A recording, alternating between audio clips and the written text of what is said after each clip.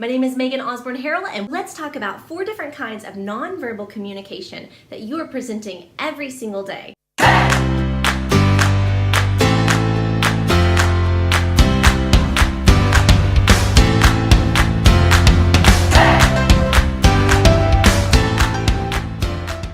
Now, why in the world do you think I love nonverbal communication so much? It might be because I've been in the theater world for basically my entire life.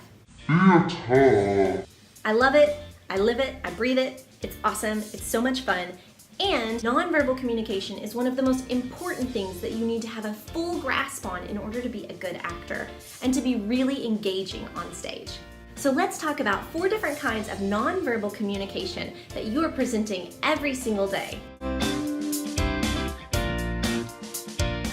I use my hands a whole lot, and you'll notice that there's a lot of people out there that are really animated that love to use their hands.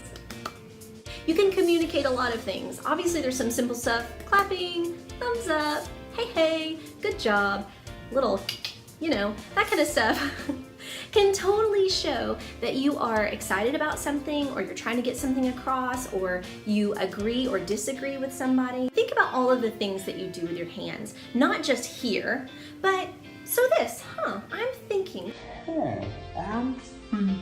Rubbing your eyes could mean that you're tired. Things like putting your hands in your pockets might mean that you're really shy and you're trying to just kind of block yourself off. What about taking your hands and covering your face, hiding literally from the outside world?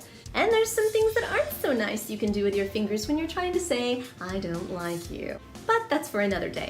There's just a ton of things that you can do with your hands and probably do every single day to communicate nonverbally. Ooh, so next we have sounds. I love sounds. You can really communicate a whole bunch of different emotions from just guttural noises. First off, let's talk about noises you might make when you're angry. Happy. Sad. Oh. Confused. Huh? When you think something's funny. Annoyed. Completely given up.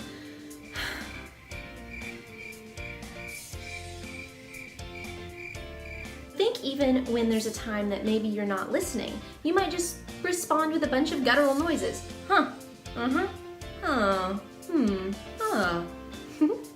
Now let's talk about facial expression. There's a lot of things happening with your facial expression all the time that help portray what it is that's going on inside of your head. Now later on, I'm going to do a video completely devoted to facial expression and all of the amazing things and muscles that you have in your face that you may not even realize that you have.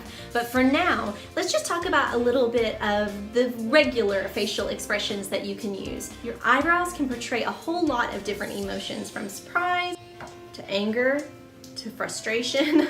They can do a lot of things. So think about the different levels of your eyebrows within your forehead. Then you have your mouth. Obviously a smile says a whole lot, but you can also do other things with your mouth. You can do the duck face. You can frown. You can smirk to one side. There's a lot of different ways you can move your mouth. But also think about your eyes. You can make your eyes bigger or smaller. Your pupils can dilate when you're really interested. A lot of people, when they lie, tend to flare their nostrils. So that's a telltale you can look for if you suspect that someone might be lying to you. There is a treasure trove of emotions that you can show with your facial expressions. Again, one of the reasons why I love nonverbal communication. You can show so much with just your face. Maybe I'm lying, maybe I'm hiding something, maybe I'm in love with someone, but I'm pretending not to when I'm on stage. Is that funny? There's a lot of cool stuff you can do with your face. And now for the piece de la resistance. It is time to talk about body language. Oh my goodness. Love it. Very cool subject. I'm going to do an entire video about it in a few weeks, so be sure to hit that subscribe and the bell notification button so that you make sure that you don't miss any of the cool videos that are coming up. If you're interested in psychology and why you do certain things that you do, body language is for you, man. Okay, so let's just think about a couple of things first.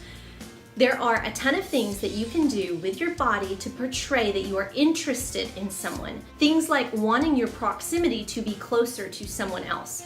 Definitely indicates that you are interested, not just actual physically, like standing next to them, but maybe you want to be closer to them on a mental or an emotional plane.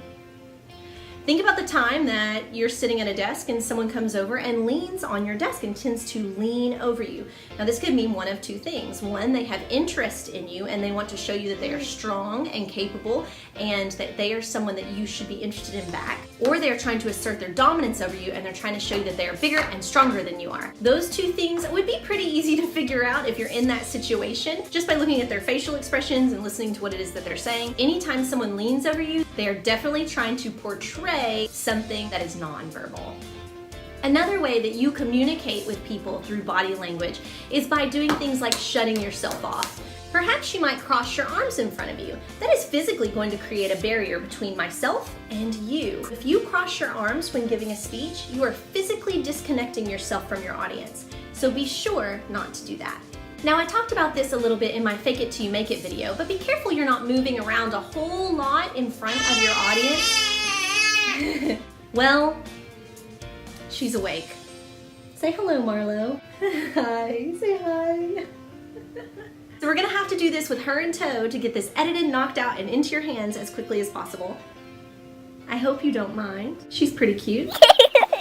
So one last thing about body language. Be careful that what you are portraying to your audience when giving a speech is not that you are uncomfortable or that you're not confident. Things that make you seem uncomfortable would be crossing your arms in front of you, swaying from side to side, fidgeting a lot, messing with your hair. Things like that are all going to be things that are going to cause your audience to believe that you're not confident in what it is that you're saying, even if you are. So try to avoid some of those nonverbal cues and try to only present the ones that show that you are confident and you are there to do the best job that you can do. If you have anything that you want to hear a little bit of information on from me, Megan Osborne Harrell, please send that to me ASAP. Don't miss out on any upcoming videos. Be sure to hit that notification button. My name is Megan Osborne Harrell, and you got this, guys.